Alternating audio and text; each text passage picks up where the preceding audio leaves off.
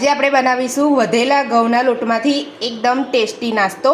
આ નાસ્તો તમારા ઘરમાં રહેલા બાળકોથી લઈને ઘરના મોટા પણ ખાઈ શકે છે। તો આપણે આ વધેલો ઘઉંનો લોટ અહીંયા સંચામાં ભરી લઈશું।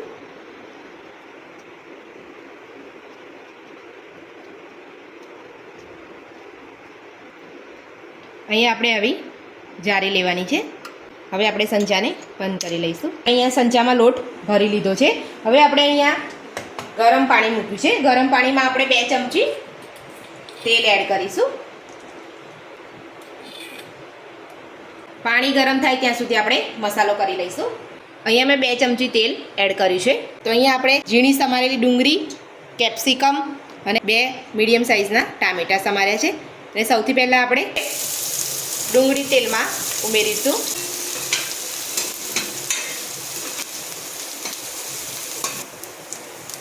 તો આપણે ડુંગળીને 2 મિનિટ સાતળવાની છે। તો આપણી 2 મિનિટ થઈ ગઈ છે।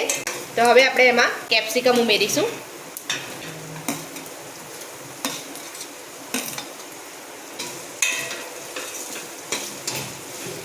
અને આપણે 2 થી 3 મિનિટ માટે સાતળી લઈશું। આપણે ઝીણા સમારેલા ટામેટા ઉમેરીશું।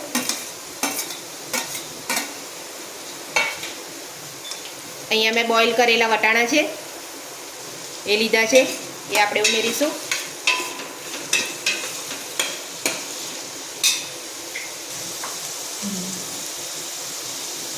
સ્વાદ પ્રમાણે આપણે થોડું મીઠું ઉમેરીશું।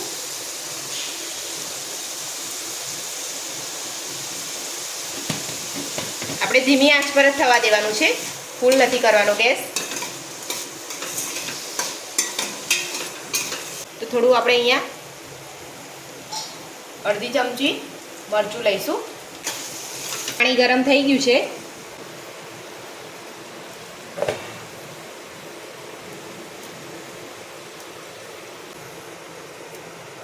આવી રીતે તમારે નૂડલ સ્ટાઇલમાં પાડી લેવાનું છે બધા લોટમાંથી।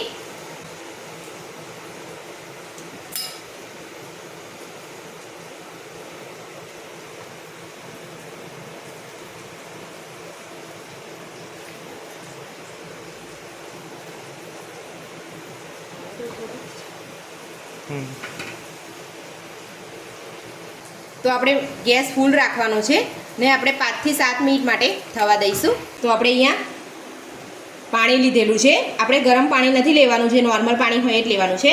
એમાં આપણે થોડા બરફ નાખીશું। અહીંયા બરફના ટુકડા ઉમેર્યા છે પાણીમાં। નૂડલ્સને કાઢી લઈશું। ગેસ આપણે બંધ કરી દેવાનો છે।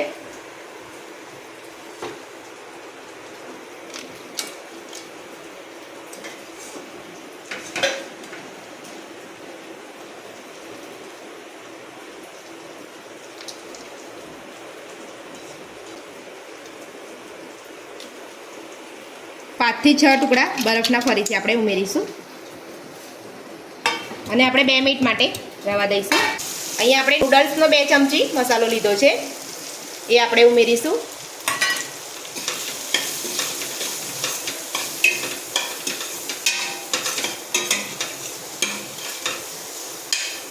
આ પાણીને આપણે કાઢી નથી નાખવાનું, આ પાણીને આપણે અંદર લઈ લઈશું। તો થોડું પાણી આપણે આમાં ઉમેરીશું।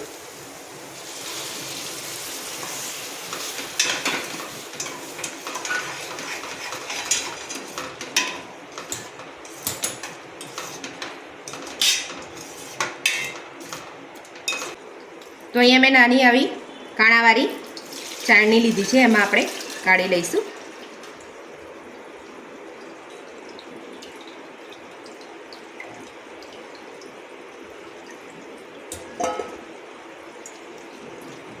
તો તમે જોઈ શકો છો એકદમ છૂટા છૂટા બન્યા છે, સહેજ પણ લોચો નથી થયો। હવે આપણે અહીંયા મસાલામાં ઉમેરીશું।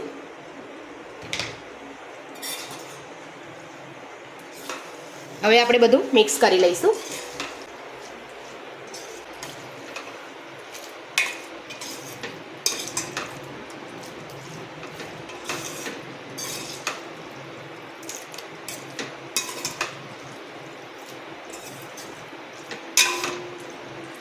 હવે થોડું આપણે પાણી ઉમેરીશું.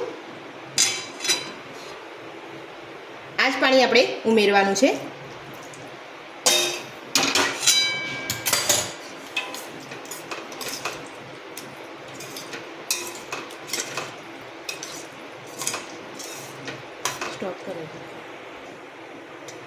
તો તૈયાર છે આપણો વધેલા ઘઉંના લોટમાંથી એકદમ ટેસ્ટી નાસ્તો. તો તમે એકવાર ઘરે બનાવીને ખાશો તો બહારના નૂડલ્સને પણ ભૂલી જશો.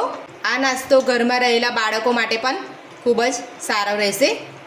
તો આપણો નાસ્તો બનીને તૈયાર છે. તો હવે આપણે ગેસ બંધ કરી દઈશું અને આપણે સર્વ કરી લઈશું. વધેલા ઘઉંના લોટમાંથી એકદમ ટેસ્ટી નાસ્તો બનીને આપણો તૈયાર છે. જો તમને મારી આજની રેસીપી ગમી હોય તો મને કોમેન્ટમાં જરૂરથી જણાવજો. મારા વિડીયોને લાઈક કરજો, ચેનલને સબસ્ક્રાઈબ કરજો. Thank you.